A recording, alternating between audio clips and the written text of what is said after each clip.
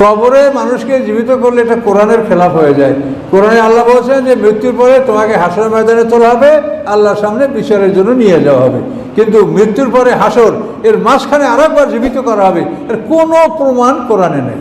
পর্দার আড়াল জগতে শাস্তি, এটা জায়গাটার নাম আল্লাহ কোরআনের ভাষে সেজেন, আমরা এ পর্যন্ত বলতে পারি যে যারা শাস্তির যোগ্য তাদেরকে জেলখানায় রাখা হবে, কিন্তু কবরে মানুষকে জীবিত করা হবে।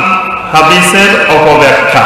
প্রশ্ন হলো, আয়াত থেকে জানা গেল যে কিয়ামতের দিন সর্বপ্রথমে কোরআন থেকে প্রশ্ন করা হবে। কোরআন ব্যতীত অন্যান্য যে সকল কিতাব থেকে আমাদেরকে বিভিন্ন রেওয়ায়েতের মাধ্যমে শিক্ষা দেওয়া হচ্ছে, তাহলে আমরা কিয়ামতের দিন কি উত্তর দেব শুধুমাত্র কোরআন আলোকে জানতে চাই। মাশাআল্লাহ, এই ভাই হলেন আহলে কোরআনের অনুসারী। সম্ভবত আহলে কোরআনের অনুসারী। তিনি বলতে চাচ্ছেন যে কোরআন ছাড়া আরো যে বিভিন্ন কিতাব, বুখারী, মুসলিম, তিরমিজি থেকে আমাদেরকে রেফারেন্স দিয়ে কথা বলা হয়, তাহলে আমাদের কি হবে? কিয়ামতের দিন নাকি সর্বপ্রথম আল্লাহ জিজ্ঞেস করবেন, অথচ আয়াতে সর্বপ্রথম আর সর্বশেষে কোনো কথা বলা হয় নাই। উনি নিজে থেকে এটা বুঝলেন। ভাইরা আমার, আমরা নবী করিম সাল্লাল্লাহু আলাইহি সাল্লামের হাদিস অনুযায়ী আমল করি, সেটা কোরআনেই আল্লাহ তাআলা আমাদেরকে আমল করতে বলেছেন। আল্লাহ বলেছেন, মা আতাকুমুর রাসূলু ফাখুযুহু ওয়া মা নাহাকুম আনহু ফান্তাহু। তোমাদেরকে রাসূল যা দিয়েছেন সেটাকে আঁকড়ে ধরো। আল্লাহ কোরআনে বলেছেন, আতিউল্লাহ ওয়া আতিউর, তোমরা আল্লাহর আনুগত্য করো এবং রাসূলের। কোরআনের যত জায়গায় আল্লাহ তার আনুগত্যের কথা বলেছেন, সব জায়গায় রাসূলের আনুগত্যের কথাও বলেছেন। সুবহানাল্লাহ।